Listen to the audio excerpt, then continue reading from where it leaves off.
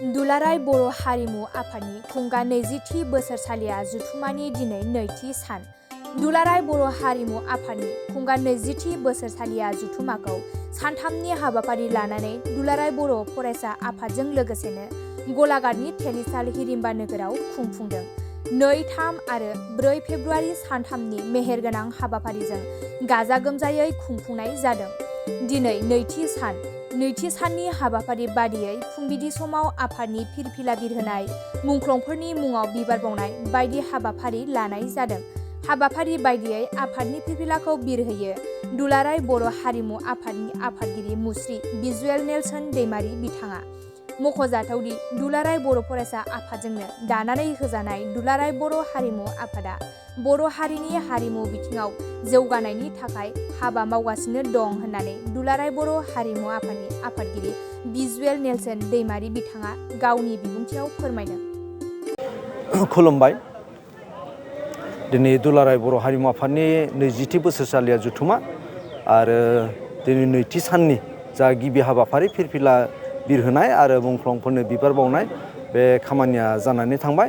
मैया हराव जोंहा थान्दै मेल दङमोन, बेबो मोजाङै मोजां जोबनानै थांबाय। दा 10 रिंगायाव जोंहा सेमिनार मोनसे दङ बैसागो फालिनायनि सायाव आरो बेबो जानानै थांगोन। बिनि उनाव जोंहा सेमिनार दंबावो, डेलिगेट सेसन दंबावो। मैयानि जा आद्रा थानाय बे डेलिगेट सेसना जागोन। बेनिफ्राय दुलाराय बर' हारिमु आफादहा गोबां खामानि मावनो दंबावो। दायो जिखिनि मावबोबाय बेनो थोजासे नङा। जे दुलाराय बर' फरायसा आफादा जा थांखिजों दानानै होदोंमोन दुलाराय बर' हारिमु आफादखौ जे हारिमु बिथिङाव नायनो थाखाय, हारिमु बिथिंखौ जौगाहोनो थाखाय, फेहेरनो थाखाय जा बिबान बेखौ दुलाराय बर' हारिमु आफादा मावगासिनो दङ। आरो नैबे हारिमु आफादनि जा सिमां, जा थांखि, बे जाबाय बर' हारिमुखौ बुहुमाव सिनायथि होनाय, फेहेरनाय आरो बिनि बिजों महरै जोङो इउनिभार्सिटिनि गेजेरजों जोङो फरायहोनानै जोंनि बर' डान्स एन्ड मिउजिकखौ फरायहोनानै जोङो बेखौ फेहेरनो मोनसे बेबस्था जि सिमां दङमोन बे जाफुंबाय। दासिम जोंहा 3rd बेच ओंखारखांबाय मोजाङै मोजां आरो बेयो सोलिबाय थागोन। दा बर' हारिमु आफादा जेसेबां हायो बे जोंनि मोसानाय, थेनाय, रोजाबनाय, दामनाय देनायखौ रोखोमसे खालामनो बा जौगाहोनो थाखाय हाबाफारि लाबाय थादों। नोंथांमोना मिथिगौ जानो हागौ जे बागुरुम्बाया बर'नि गासैनिख्रुइबो आंगोफोरनि गेजेरावनो आंगोसिन। दा बे बागुरुम्बाखौ जोंनि गुबुन गुबुन जिल्लाफोरा गुबुन गुबुनै जुदा जुदायै मोसायोमोन।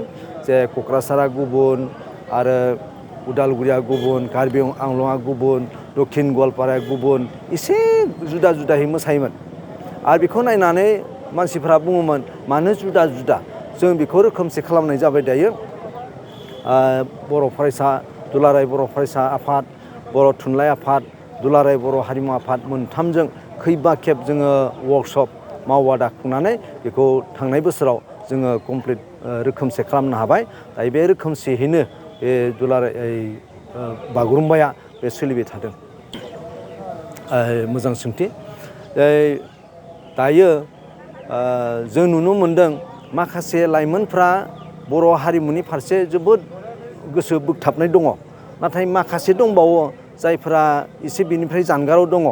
जे बिथांमोना जानो हागौ टाउन सहराव थानायखाय बा बेबायदि खाबु मोनैखाय एसे बर' हारिमुनि प्रति जा आंगोथि बे एसे खमायनाय दङ, खमायलांदों। जों बेखौ ओरैबायदि सानदों, जों सावरायदों जे जिहेथु मोनसे हारिनि हारिमु बा राव बेखौ जुदि अराय फोथांना लाखिनोब्ला बे हारिनि उन्दै उन्दै गथ'फोरनिफ्राय लानानै, उन्दै जोलैफोरनिफ्राय लानानै बेखौ सर' खालामनांगोन। होमब्लानासो बियो अरायथा जागोन।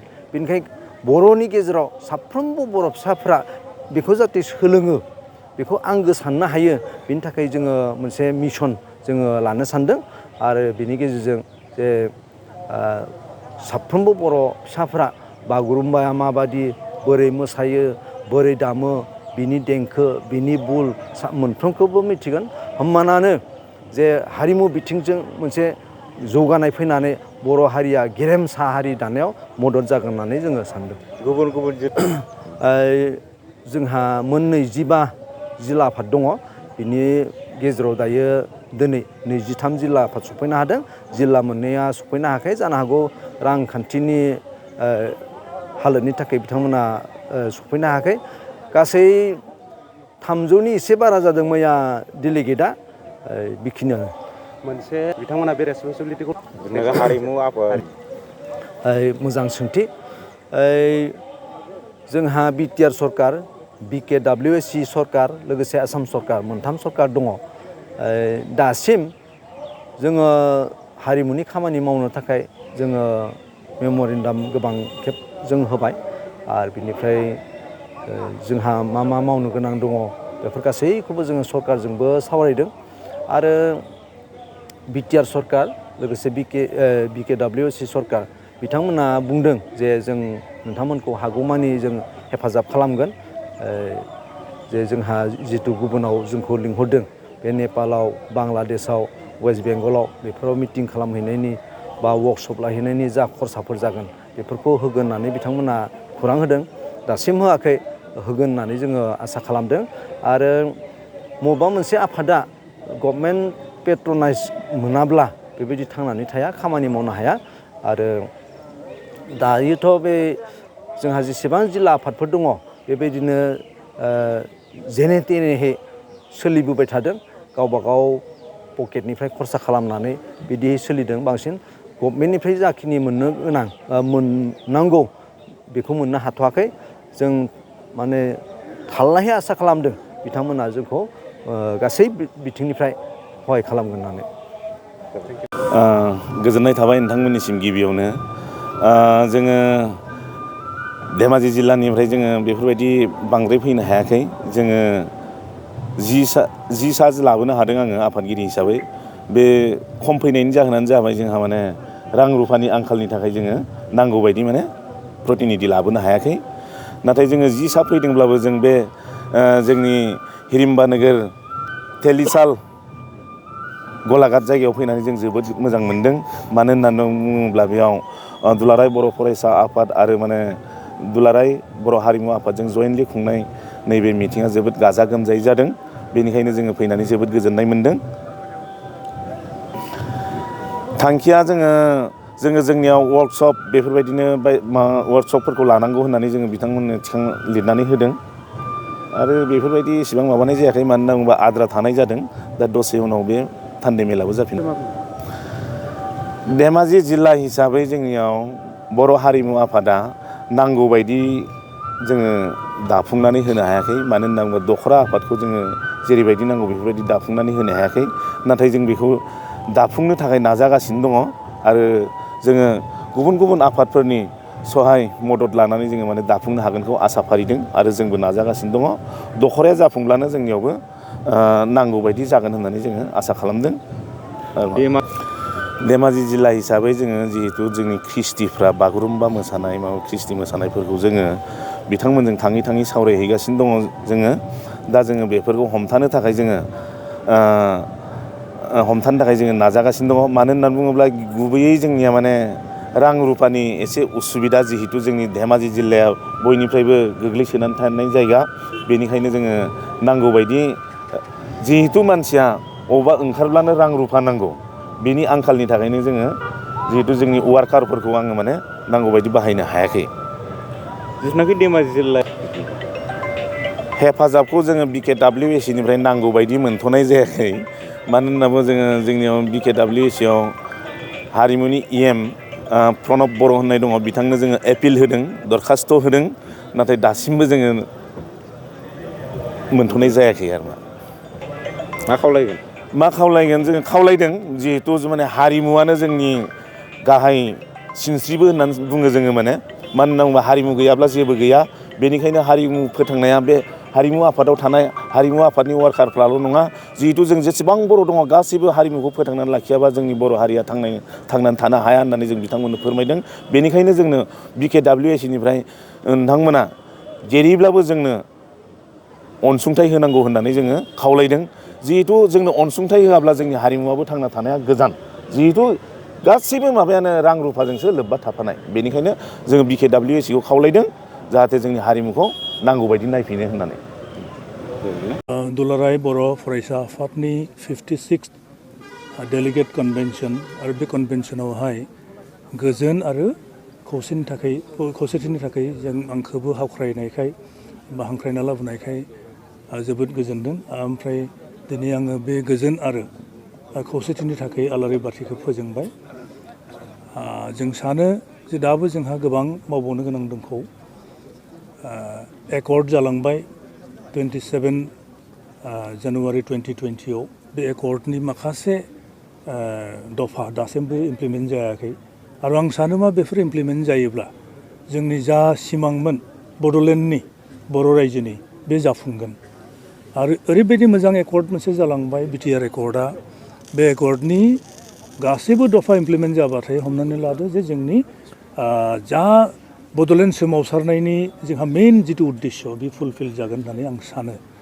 आरो दा बे बेलायाव जोङो दुलाराय बर' फरायसा आफाद ट्राइबेल संघ जों खौसे जानानै जा CC2A हिसाबै क'अर्डिनेशन कमिटि अफ द ट्राइबेल अर्गेनाइजेशन्स अफ आसाम हिसाबै जोङो ज'यै मावलांबाय थादों। बर'निल' नङा गासै ट्राइबेल रिकगनाइज सेडुल ट्राइबफोरनि जौगानायनि थाखाय हा हुनि मोनथायनि थाखाय जोङो मावलांबाय थादों। फरेस्ट राइट एक्टआ दासिमबो मोजाङै इमप्लिमेन्ट जायाखै, बेखौ इमप्लिमेन्ट जानांगौ। आरो भारत हादरनि गुबुन गुबुन स्टेटफोराव जा सोब इमप्लिमेन्ट जाजोब्बाय फरेस्ट राइट एक्टआ, नाथाय आसामाव बिराद नाटक खालामबाय थादों। आसाम सरकारा नाटक खालामदों, आसामनि एडमिनिस्ट्रेसना नाटक खालामबाय थादों, बेनि आमुला बिखयाफोरा नाटक खालामबाय थादों, फरेस्ट डिपार्टमेन्टआ नाटक खालामबाय थादों। नाथाय जोङो जयै बेखौ नारसिननांगोन आरो बे फैनाय समाव जा जोङो गभर्नमेन्टखौ जोङो कम्पेल खालामनांगोन जे फरेस्ट राइट एक्टखौ जाहाथे प्रपारलि इमप्लिमेन्ट खालामो। रिजार्भेसन पलिसि प्रपारलि इमप्लिमेन्ट खालामनो थाखाय जोङो नांनांगोन जयै। आरो ट्राइबेल बेल्ट ब्लक जानाखि जोंनि हा हुनि प्रटेक्शननि थाखाय ट्राइबेल बेल्ट ब्लक दादों 47, बेयाव गोबां एनक्रचमेन्ट दङ। आरो नन प्रोटेक्टेड क्लास अफ पिपला दासिमबो इललिगेलि इन्डास्ट्रिफोरखौ फसंगासिनो। गतिके हाइकर्टनि जिथु 78/2012 नि जा राय जिथु जाजमेन्ट हाइकर्टनि बेखौ मान्यता होनांगौ। गभर्नमेन्टआ बेखौ फल' खालामनांगौ आरो बेखौ इमप्लिमेन्ट खालामनानै जा ट्राइबेल बेल्ट ब्लकनि एनक्रचमेन्टफोरखौ रिमुभ खालामनांगौ आरो इललिगेल इन्डास्ट्रिफोरखौ रिमुभ खालामनांगौ। मोनसे गोजोनथाव खौरां। क'क्राझार सहरनि जेडे रडजों नांजाबनाय गोजोनपुरि रयेल एनफिल्ड श'रुमनि गोजौआव थानाय आइ-आफा BM इनस्टिट्युट अफ पेरामेडिक्स बेखेवदों।